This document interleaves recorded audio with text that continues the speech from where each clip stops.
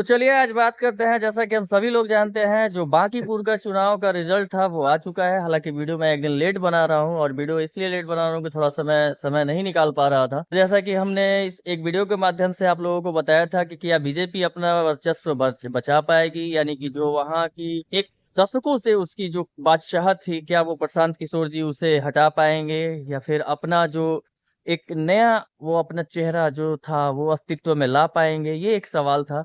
तो जैसा कि हम सभी लोग जानते हैं, प्रशांत किशोर जी जो है बांकीपुर का चुनाव जीत गए हैं, और बहुत अच्छे मार्जिन से उन्होंने अपनी जीत दर्ज की है, यानी कि लगभग 19,000 प्लस वोटों से उन्होंने अपनी जीत दर्ज की है। और वहां पे जो बीजेपी के जो कैंडिडेट है वो लगभग 19,000 वोटों से हार चुके हैं। और सबसे बड़ा जो डैमेज हुआ है वो आरजेडी को हुआ है। आरजेडी को वहां पे बहुत बड़ा डैमेज हुआ है, या ये कह सकते हैं कि जो भी वोटों का शेयर है वो कन्वर्ट होके प्रशांत किशोर जी को मिल गया। तो ये चुनाव जीत हार की बात थी। और अब यहाँ पे पॉइंट वाइज मैं थोड़ा सा बात करना चाहूंगा। जैसा कि चुनाव जीतने से पहले जब प्रचार हो रहे थे चुनाव के, तो पूरा नली गली हर व्यवस्था को दिखाया गया कि बांकीपुर किस तरह से बदहाल है, कितनी गंदगी में है, क्या वहां पे स्थिति है, क्या लोगों की राय है, ये सारी चीजें दिखाई गई। और वहां पे जात पात से ऊपर उठकर विकास के लिए वोट देने के लिए लोगों को प्रेरित किया गया, और लोगों ने भी अपना पूरा का पूरा जो होता है ईमानदारी पूर्वक जो वोट था वो विकास के नाम पे दिया। और प्रशांत किशोर जी चुनाव जीतने से पहले कहते थे कि क्या हमारा बांकीपुर जो है पटना का वो बैंगलोर नहीं हो सकता है, क्या उतना विकसित नहीं हो सकता है, क्या उतनी सुविधाएं नहीं मिल सकती हैं? बिल्कुल मिल सकती हैं। लेकिन जैसे ही उन्होंने चुनाव में अपनी जीत दर्ज की, और जीत दर्ज करने के कुछ ही घंटों के बाद उनका जब बयान वायरल होता है, वो बयान मैंने भी देखा, तो उसमें वो कहते हुए नजर आए कि मेरे चुनाव जीतने से बांकीपुर बैंगलोर नहीं बन जाएगा। तो ये एक सवालिया निशान है कि जब आप चुनाव जीतने के लिए खड़े थे, मैदान में जब आप थे, तो विकास का हवाला दिया, और जीतने के बाद जैसे ही आप बोल रहे हैं कि नहीं इससे विकास नहीं हो पाएगा, तो माई बाप आप कैसे विकास कर पाएंगे? ये एक सवाल है। ठीक है, बिहार की जनता ने, बांकीपुर की जनता ने आप पे पूरा भरोसा किया और आपको विधानसभा भेज दिया। विधानसभा में आपकी एक सीट, यानी कि पिछले जो विधानसभा की जो चुनाव हुए थे उसमें आप शून्य पे थे, आप खाता तक नहीं खोल पाए थे। और आज जब आपने अपना खाता खोल दिया, तो अपनी बातों से पहले दिन ही कैसे मुकर सकते हैं? ये अपने आप में एक बहुत बड़ा सवालिया निशान है।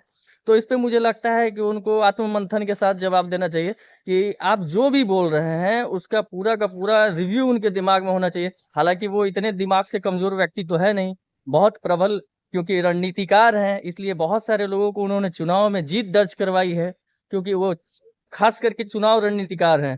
तो उन पे क्वेश्चन मार्क लगना मेरे लिए तो बहुत छोटी बात है, मैं उतना बड़ा हूं भी नहीं। तो ये एक सवाल है। दूसरा, अब जीतने के बाद कुछ उनके साथ ही रहने वाले लोग जात पात को लेकर बहुत सारी कमेंट और बातें कर रहे हैं। तो ये भी एक गलत चीज है, ये चीज नहीं होना चाहिए, क्योंकि जात पात से ऊपर हटकर लोगों ने आपको वोट किया है। और मुद्दा जो गली नली का था, आप बोल रहे हैं गली नली के लिए चुनाव नहीं लड़ा गया है, तो असल मुद्दा गली नली और कूड़े का ढेर दिखाकर ही चुनाव लड़ा गया था। और ये मैं ये नहीं कहता कि सिर्फ वहां की समस्या है, ये हर जगह की समस्या है। ये हमारे विधानसभा की भी समस्या है, आपके विधानसभा की भी समस्या होगी। और मेरा ऐसा मानना है कि पूरे भारतवर्ष में कहीं भी एक ऐसा जगह नहीं होगा जहाँ पे गली नली की समस्या नहीं होगी, कूड़े का ढेर नहीं होगा, नगर निगम लापरवाह नहीं होगा। ये सबको देखना पड़ेगा। सिर्फ और सिर्फ ऐसा नहीं है कि एक विधायक बस जीत दर्ज कर कर विधानसभा पहुंच गया और आप बोलते हैं कि क्या 60 वर्ष के बाद पेंशन की योजना के लिए, माए बाप जो भी विधायक जीतते हैं उनका पेंशन योजना चालू हो जाता है। यानी कि आपने जीत दर्ज किया और विधानसभा में पहुंच गए, पहुंचने के बाद आपका जो वेतन स्टार्ट हो जाता है, 5 साल के बाद रहे ना रहे कोई फर्क नहीं पड़ता, उसके बाद भी आपको पेंशन मिलना स्टार्ट हो जाता है। तो यहाँ तो मुझे लगता है कि सिर्फ आज के डेट में लोग सिर्फ विधानसभा में पहुंचकर अपना जो वो वेतन है वो चालू करवाने के लिए जाते हैं, बाकी कोई काम होता है नहीं होता है भगवान जाने। लेकिन उम्मीदें आपसे बहुत है, और देखना यह है कि क्या जनता ने जिस विश्वास के साथ आपको वोट दिया है, जिस विश्वास के साथ आपको जिताया है, क्या आप उस वोट को लेने के बाद उनके जो आशाएं हैं, जो उनकी उम्मीदें हैं, उन उम्मीदों पर आप खरा उतर पाते हैं या नहीं? और आपको काम तो बिल्कुल करना ही होगा। जो जमीनी समस्या है, वो जो वहाँ की मूलभूत आवश्यकताएं हैं, उन्हें पूरा करना होगा।